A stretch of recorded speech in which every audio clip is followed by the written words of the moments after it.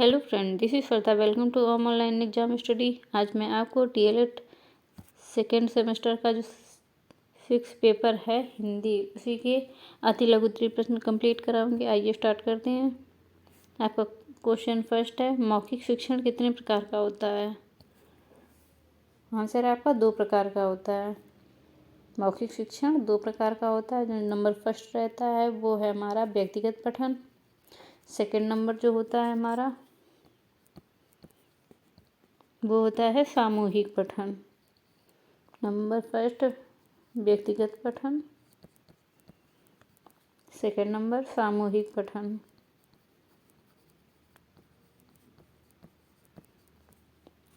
जो हमारा व्यक्तिगत पठन होता है वो एक समय में केवल एक ही व्यक्ति पठन करता है। जो सामूहिक पठन होता है उसमें एक समय में कई सारे व्यक्ति पठन करते हैं, जैसे क्लासरूम टीचिंग सामूहिक पठन के अंतर्गत आ जाती है।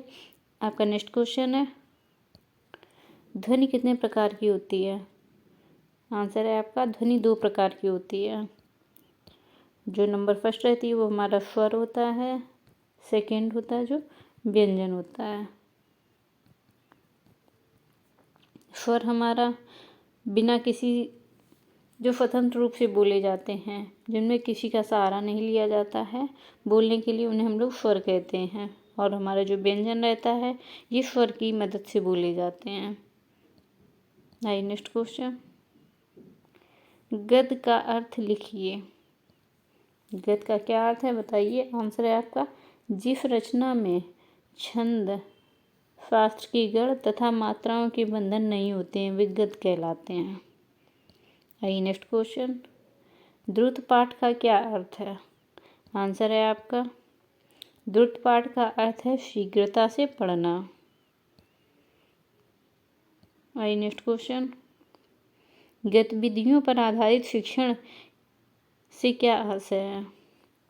आंसर है आपका शिक्षण कार्य में वही विधि उपयोगी मानी जाती है जिसमें शिक्षण व विद्यार्थी दोनों ही क्रियाशील रहते हैं। यही कहलाती है हमारी गतिविधियों पर आधारित शिक्षण। नेक्स्ट क्वेश्चन है आपका, अभिव्यक्ति का अर्थ बताइए। आंसर है आपका व्यक्ति द्वारा प्रकट किए गए भावों को अभिव्यक्ति कहते हैं। व्यक्ति अपने हृदय के विचारों को भाषा एवं वाणी का रूप प्रदान करता है, वह अभिव्यक्ति कहलाती है। अभिव्यक्ति हमारी 2 प्रकार की होती है, एक तो मौखिक अभिव्यक्ति, दूसरी लिखित अभिव्यक्ति। मौखिक वो होती है जो हम लोग बातों के माध्यम से करते हैं, और लिखित वो होती है जो लिखने के माध्यम से करते हैं। आइए नेक्स्ट क्वेश्चन, सूक्ष्म पाठ के उद्देश्य बताइए। सूक्ष्म पाठ के क्या उद्देश्य हैं? आपका फर्स्ट है वाक्यों की रचना में व्याकरण के ज्ञान का पूर्ण उपयोग। सेकंड नंबर है जो वो है शब्द ज्ञान कोश में वृद्धि। थर्ड पॉइंट है आपका मुहावरों, लोकोक्तियों, सूक्तियों इत्यादि का ज्ञान होना। सूक्ष्म पाठ के यही उद्देश्य है। आइए नेक्स्ट क्वेश्चन, गद्य एवं पद में अंतर बताइए। गद्य और पद में क्या अंतर है? आंसर है आपका पद में गति व लय की विशेष भूमिका होती है, जबकि गद्य में लय का कोई उपयोग नहीं होता है। पद की रचना छंदबद्ध होती है तथा छंद युक्त होती है, जबकि गद्य में छंद का कोई उपयोग नहीं होता है। आइए नेक्स्ट क्वेश्चन, शब्द किसे कहते हैं? आंसर है आपका अपने भावों को दूसरे तक प्रसारित करने के लिए ध्वनि प्रतीकों का उपयोग करना। क्वेश्चन है आपका शब्द किसे कहते हैं? अपने भावों को दूसरे तक प्रसारित करने के लिए ध्वनि प्रतीकों का उपयोग करना पड़ता है। इन ध्वनियों के मेल को ही शब्द कहते हैं। आइए नेक्स्ट क्वेश्चन, विद्यार्थियों की गतिविधियों का मूल्यांकन किस प्रकार किया जा सकता है? आंसर है आपका विद्यार्थी की गतिविधियों का मूल्यांकन बाल सभा, विद्यालय की पत्रिका, वाद विवाद प्रतियोगिता, अंत्याक्षरी प्रतियोगिता, वार्षिकोत्सव तथा अन्य समारोहों की भागीदारी से व उपलब्धता द्वारा मूल्यांकन किया जा सकता है। आइए नेक्स्ट क्वेश्चन। मौखिक अभिव्यक्ति के साधन बताइए। आंसर है आपका विचार विमर्श, वार्तालाप, वाद विवाद, चर्चा परिचर्चा, कविता पाठ, भाषण, व्याख्यान, कहानी, कथन इत्यादि मौखिक अभिव्यक्ति के ही साधन हैं।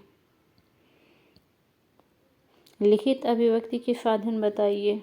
आंसर है आपका पत्र लेखन, निबंध लेखन, आत्मकथा, कहानी लेखन, नाटक लेखन व कविता लेखन, संस्मरण लेखन, विवरण, आख्या लेखन इत्यादि ये सब लिखित अभिव्यक्ति के ही साधन हैं। आइए नेक्स्ट क्वेश्चन। अक्षर का अर्थ लिखिए। अक्षर का क्या अर्थ होता है? जो नाशवान ना हो उसे अक्षर कहते हैं। क्षर का अर्थ है नाश होना तथा आ का अर्थ है नहीं।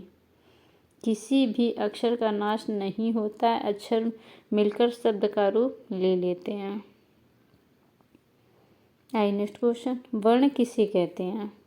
आंसर है आपका अक्षर समूह का दूसरा नाम वर्ण है। वर्ण अक्षर समूह के दो वर्गों में विभक्त है। एक तो हमारा स्वर है, सेकंड जो हमारा है वो व्यंजन है।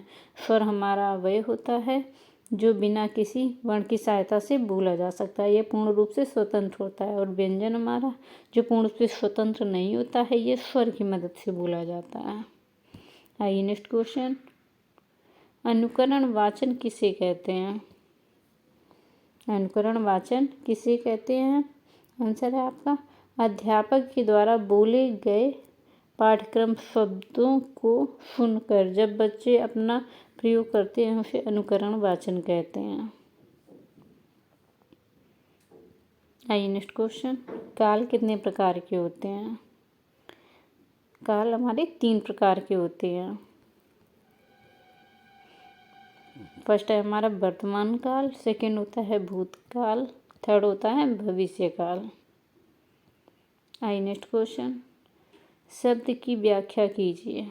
आंसर है आपका व्यक्ति के विचारों के प्रतीक के रूप में उच्चारित की जाने वाली ध्वनियों के समूह अथवा संकेतों को शब्द कहा जाता है।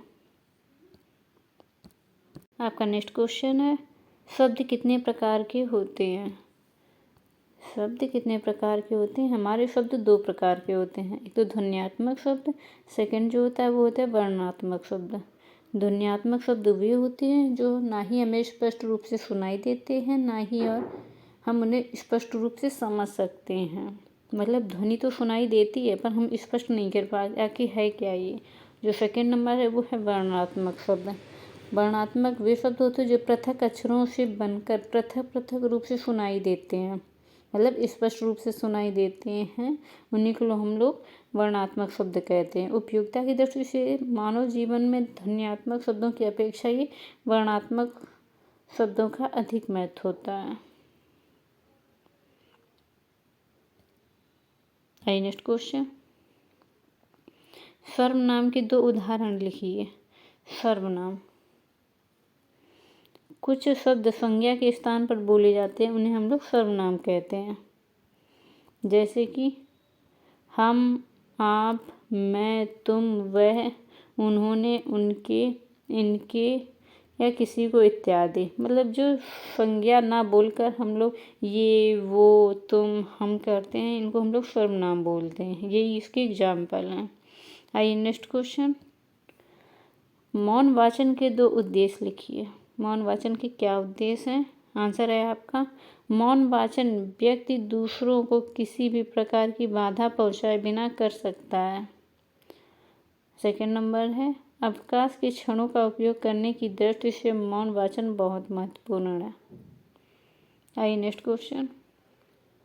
वाक्य कितने प्रकार के होते हैं? वाक्य 3 प्रकार के होते हैं। फर्स्ट नंबर है सरल वाक्य, सेकंड मिश्रित वाक्य, थर्ड है हमारा संयुक्त वाक्य। वाक्य हमारे यही 3 प्रकार के होते हैं। आइए नेक्स्ट क्वेश्चन। उपसर्ग का अर्थ बताते हुए कोई 4 उदाहरण लिखिए। उपसर्ग किसे कहते हैं? आंसर है आपका शब्दांश अथवा कोई अक्षर किसी शब्द के आरंभ में जुड़कर उसके अर्थ को परिवर्तित कर देता है अथवा अर्थ में विशेषता उत्पन्न कर दे, उसे हम लोग उपसर्ग कहते हैं। जैसे इसमें आ जुड़ गया, मर शब्द में आ जुड़ गया तो अमर हो गया।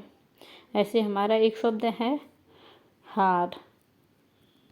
हार के आगे अगर हम प्रा जोड़ दें तो हमारा हो जाएगा प्रहार, मतलब चोट पहुंचाना।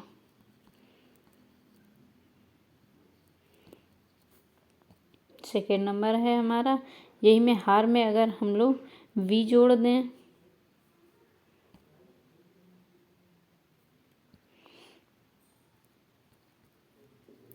वी प्लस हार मतलब विहार।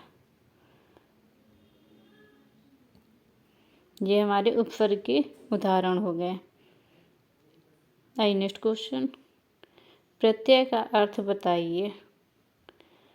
प्रत्यय के अंतर्गत किसी शब्द के अंत में कोई अक्षर अथवा शब्दांश लग जाने से उसका अर्थ परिवर्तित हो जाता है, उसे हम लोग प्रत्यय कहते हैं। जैसे कड़वा, कड़वा शब्द के बाद हट लग जाने से करवाहट हो जाता है। यही हमारा प्रत्यय जो शब्द के अंत में जोड़ता है उसे हम लोग प्रत्यय कहते हैं। आइए नेक्स्ट क्वेश्चन, सामाजिक पद किसे कहते हैं? आंसर है आपका दो या दो से अधिक शब्दों के परस्पर मिलकर एक शब्द बनता है उसे समास कहते हैं। जैसे चाय, नाश्ता, रोटी, पढ़ाई, लिखाई इत्यादि। आइए नेक्स्ट क्वेश्चन, समास कितने प्रकार के होते हैं? समास हमारे 6 प्रकार के होते हैं। जो फर्स्ट है वो है अव्ययी भाव समास, सेकेंड है तत्पुरुष समास, थर्ड है द्वंद्व समास, फोर्थ है हमारा बहुब्री समास, फिफ्थ है हमारा द्विगु समास और सिक्स है हमारा कर्मधारय समास। नेक्स्ट क्वेश्चन, संज्ञा का अर्थ तथा उसके भेद बताइए।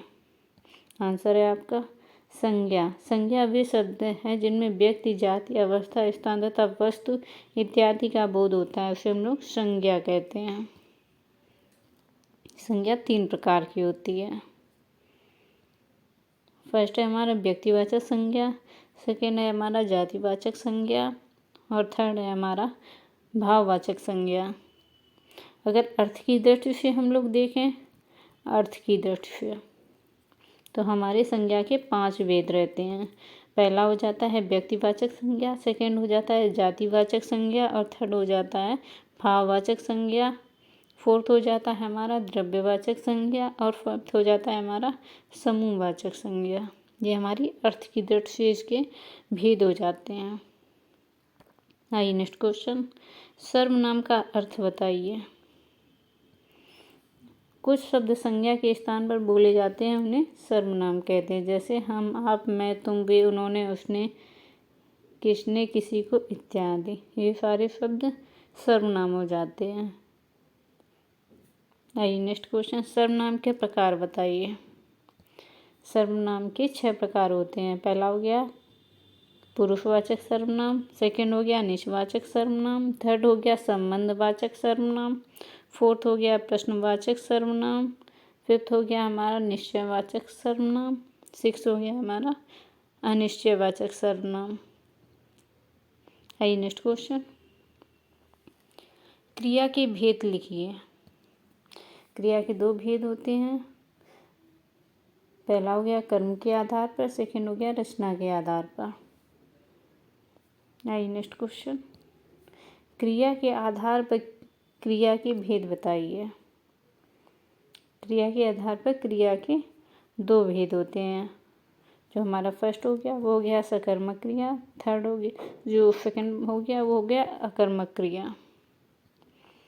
आइए नेक्स्ट क्वेश्चन, ये आपका रहा टेस्ट क्वेश्चन, जिसका आंसर आपको कमेंट के माध्यम से बताना है। रचना के आधार पर क्रिया के भेद बताइए। इसका आंसर आपको कमेंट के माध्यम से देना है। आपको हमारी क्लास कैसी लगी आप हमें ज़रूर कमेंट के माध्यम से बताइए। Thanks for watching.